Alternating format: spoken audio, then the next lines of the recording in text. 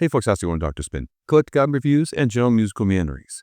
As is often the case when I'm sort of at my busiest, and it's sometimes difficult to post, some of my favorite artists pass on. 3 years ago, it happened with Neil Peart, also with Eddie Van Halen, and it's always difficult for me to drop what I'm doing and come and take care of paying homage to these people at the time that it happened. So sometimes time passes, and unfortunately, this has been the case with filmmaker David Lynch, who, for me, is probably as important to my understanding of film and that aspect of artistic expression as Rush would be to my musical side. Of course, I got exposed to David Lynch through Twin Peaks. I bought like a VHS set of extended plays that had the entire series on it, and at one point in time, I was going to watch like an episode a week with a friend of mine, long distance. We're going to talk about it. And we blew through the whole thing in 2 days. And people teach classes and write theses and novels about the work of David Lynch as far as his filmmaking goes. And it's way beyond the scope of what I'm equipped to comment on as far as this artistic expression. But David Lynch is also kind of a polymath. His artistic visions goes way beyond just, filmmaking. He's a visual artist and also, after a fashion, a musician. And music plays a really big role in his movies and his shows. And I think that if you have a pretty good understanding of some of the things that David Lynch uses in his movies, give them coherency and consistency, you can kind of see that some of these things also show up in his music as well. So I want to give a little bit of background on some of my ideas about David Lynch and how he puts things together in order to inform a little bit of a look on one of his last works that he did before he passed away. Now, David Lynch's film style is best described as being surrealist, almost to the extreme. The narratives of his movies are very non-linear. They're very obtuse, almost impressionistic very often. And usually one of the things that David Lynch's detractors don't like about his work is that it's kind of an aspect of it that's very frustrating. Because David Lynch is always more apt to pose more questions in his narratives than answers. And I think that's because, in general, he doesn't want to pander to the viewer. He doesn't want to give them an idea of exactly what he means by things.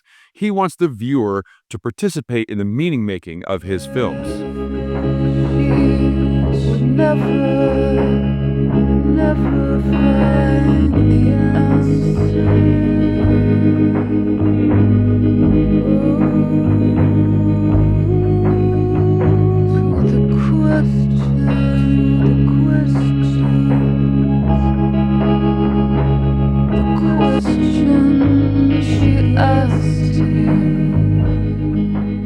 But despite being pretty obtuse, especially in his more developed states of his artistic expression in his films, there is a sense of coherency and consistency to his movies that are really compelling and forces the listener, as a person who's participating in the making of that meaning, to create sort of a mythology that goes along with it. And some people even say that many of David Lynch's movies occur in the same universe. Because if you watch enough of his films, you start to see the sort of iconography emerge, where there's certain things you'll see going from one film to the next that seem to be consistent one to the next. You got things like dark light imagery, or, a blonde-haired person and a dark-haired person, a character undergoing a radical transformation, becoming from good to evil or evil to good, or transforming entirely to a different person in some cases. Also, some of these things are visual, like jagged carpets. You'll see that in Twin Peaks. Also, curtains. Now, we see that in Twin Peaks, but that's shown up in some of his other films as well. So these sort of visual icons appear again and again. And I kind of liken it to how Salvador Dali used to paint paintings. Salvador Dali was a bit obtuse himself in explaining his art, but always said that these images would come to him upon meditating, and that he had some sort of subconscious meaning that he would never admit to actually assigning them. He said to him that they meant something, he just wasn't quite sure what. I think that David Lynch very often had the same approach, because when you see interviews with him talking about his movies, he would just say that he would find things that he likes to see, that he would like to hear. So it's very driven by instinct. And especially David Lynch is a person who's very into transcendental meditation and visualization. He would often get inspiration from these things, I think, on a kind of a subconscious level. Now, this iconography I'm talking about, I've kind of written this before. If you look back in the text days of my blog, I've talked about this on and off. It's the thing that I have always been most fascinated by in David Lynch's work, because, again, as a person who's trying to connect the dots all the time, I'm always enjoying the game that David Lynch, the cat and mouse game that David Lynch plays with his viewer in attempts to get his expression. Now, one of the icons, I think, one of the really almost like an archetype in one of his films I've always found the most fascinating, is this one that I've called the chanteuse. In particular, the chanteuse is one that, as a musician, was very revealing, I think, to a degree about David Lynch. So the chanteuse is this character always in one of David Lynch's films, usually appears as sort of a glamorous woman 9 times out of 10. Not always. Bill Pullman, for example, in Lost Highway, kind of played the role of the chanteuse as a like frantic saxophone player, right? But usually it's a kind of glamorous woman who does this musical performance, usually looking like it's kind of poorly lip sync, like it's a lip sync performance, but it sort of makes a big deal out of that, to where it's obvious that the person's not actually seeing it live. I think the first time you see the chanteuse show up is in the Industrial Symphony #2, a sort of Laserdisc era video that he had made. It was kind of like a musical in a way. But in there you see Julie Cruz, this sort of like angelic figure, very like either up on a crane or sort of often off on the corners, singing these songs that actually would eventually appear on Twin Peaks.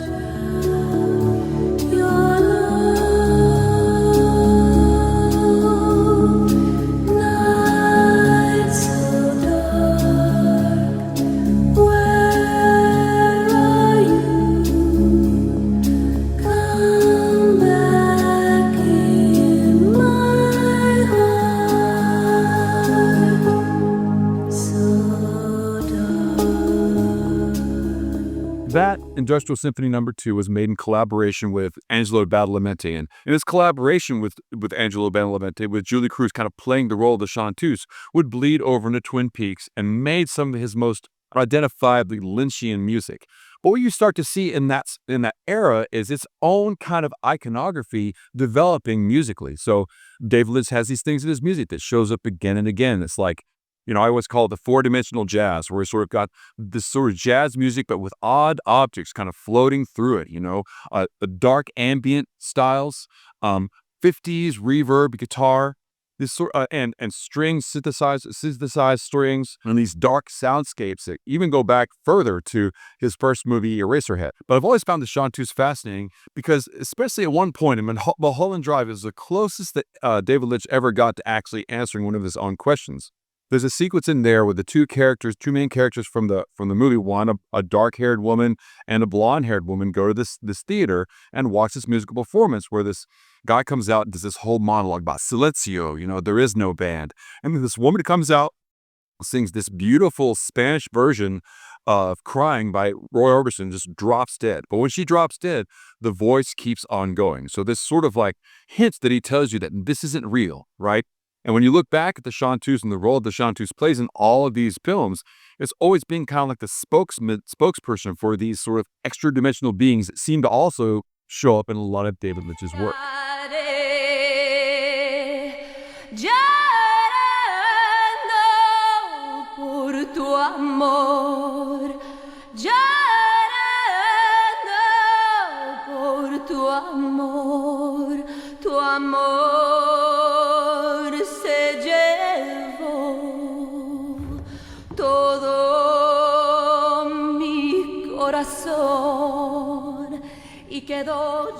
So when David Lynch finally, after 25 years, announces the third season of Twin Peaks in 2015 or so, everybody's very excited, and there's a lot of things that are coming out about this.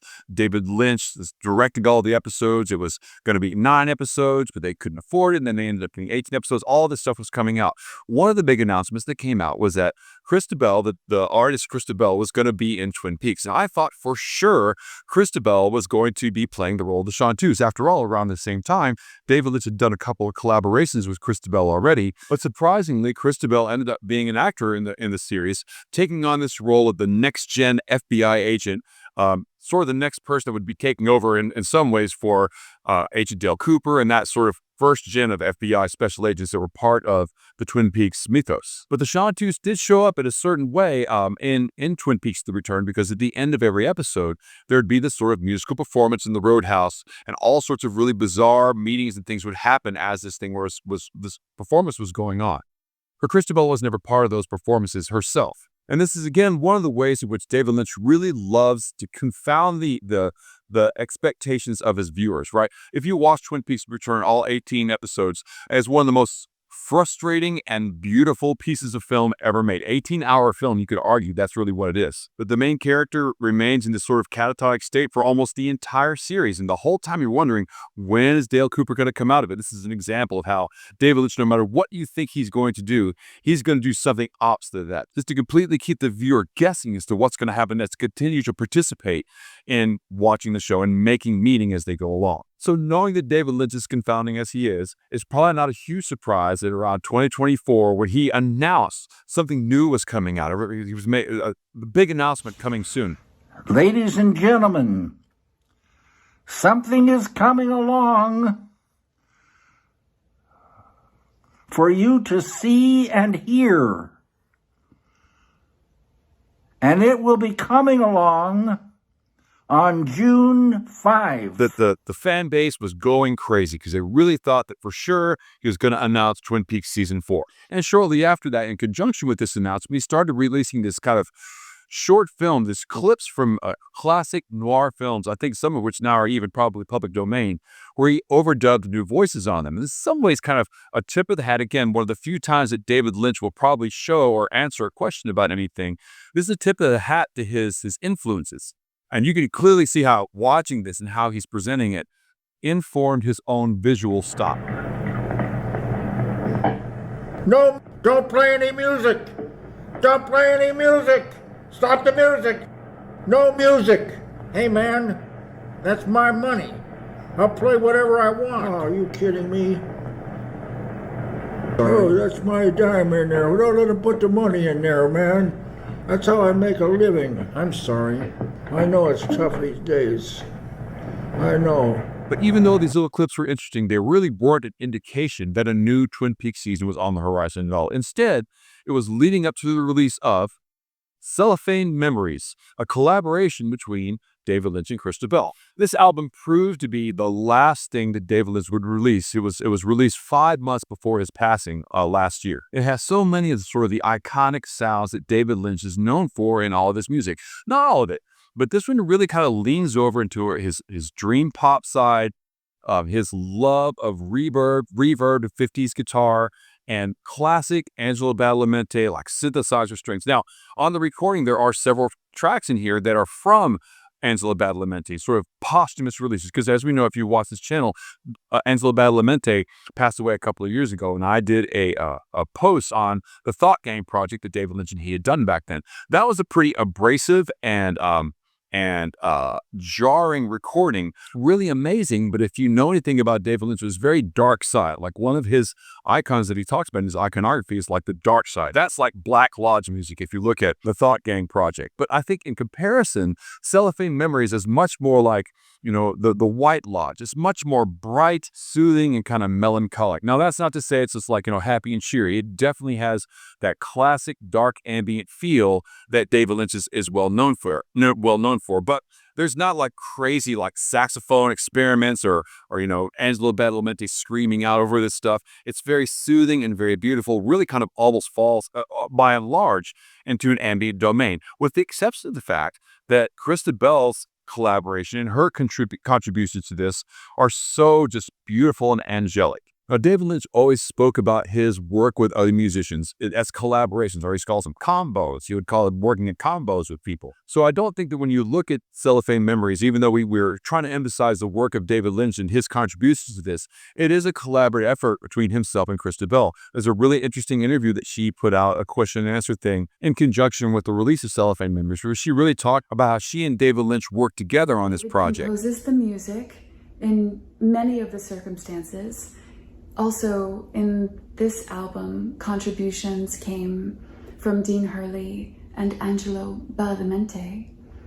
David otherwise makes all the compositions and writes all of the lyrics, and I compose the melodies, and that's how our dance unfolds. So for what I've seen from some of the anecdotes of musicians who have collaborated with David Lynch have talked about in their interactions with him, is that, of course, he is a musician in his own sense. Like, he's not a guy with the traditional idea of like, insane guitar chops or heavy-duty compositional techniques, but he's a sound designer, and he's a guy that has a really good musical concept of what he wants things to sound like, almost in many ways a producer, or in other ways like a director, because what he's good at seems like is pulling ideas out of musicians by giving them prompts in the same way that, maybe he does in his films.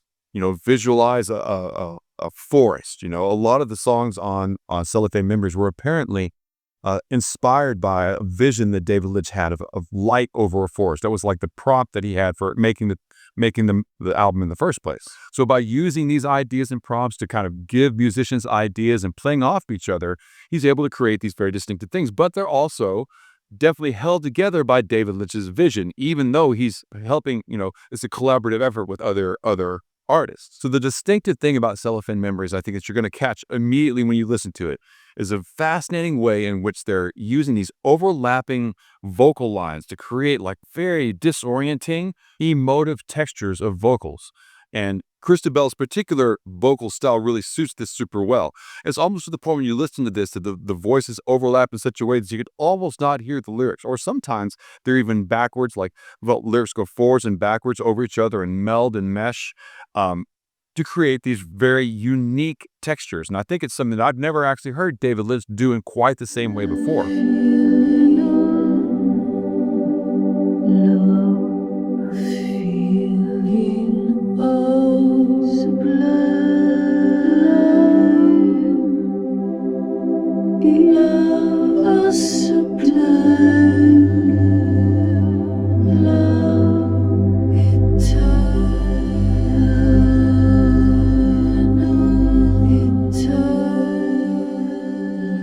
Now, as a listener, of course, it can be very disorienting, and that's part of David Lynch's thing. In my opinion, this is a thing where he's trying to get you as a listener to participate in making meaning for the album, because it's not super clear as to what's happening or what the point of it is. It's very much about creating this atmosphere, creating this mood, and getting an emotional response out of the listener. The biggest critique I think that can be leveled against Cellophane Memories, and this one that I've seen other places, is that it is a very consistent album across from beginning to its end, but it also doesn't change very much. There are, this one song has more of the Roy Orbison reverb guitar, and this one has a little bit more of the sort of soundscapey jazz stuff. This one has a little bit more of the Angelo Badalamenti strings thing, but in general, the tone of the album remains the same throughout. So as a listener, especially when you're listening to it for the first 5 or 6 times, it all just sounds like one song. There's no identifiable, like this song is this one is this one. It takes a lot of investment to pull the distinctions of one song from the other to understand how this album fits together. But that's David Lynch. It's all about looking as the listener or the viewer and pulling the meaning out of it, going in and finding it.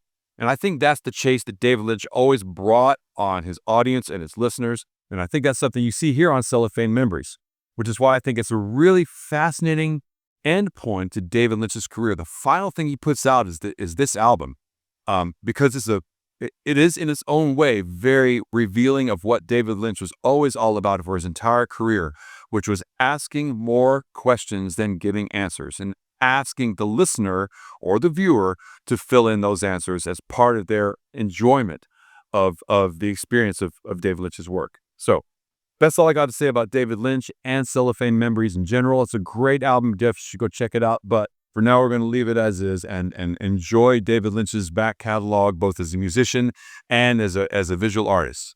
So if you like this video, please like and subscribe, and then share it out with your friends. Then follow me over on Spotify, because I've got all these tracks up here. I put a Cellophane Memory track up on this from this album on that playlist. And if you want to be involved in my 2025 album tournament for the best albums I've listened to this year, please sign up for my Patreon below.